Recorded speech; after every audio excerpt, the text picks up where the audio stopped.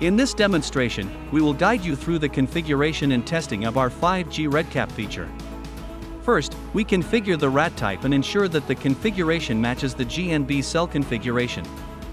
This includes setting parameters such as bandwidth, band, ARFCN, and subcarrier spacing, SCS. In the second step, we input the subscriber information. Here, we define the number of UEs to be simulated and group the UEs into different ranges.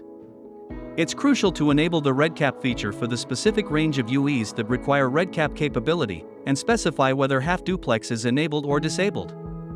Note that the AS release must be set to release 17 to enable RedCap. For other ranges of UEs, RedCap can be disabled, providing us with a mixed set of UEs. The third step involves configuring the user plane data. Each range of UEs created in the second step can be set to perform different user plane traffic, such as UDP data transfer or ping. In the fourth step, we configure the attach type for the different ranges of UEs. The UEs can attach either as bursty, with a specific attach rate, or in a staggered manner, with delays between each attach. Once the test is executed, you'll be able to view the statistics.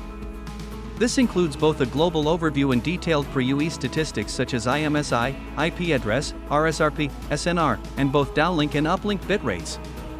Clicking on IMSI will provide graphical data for each UE.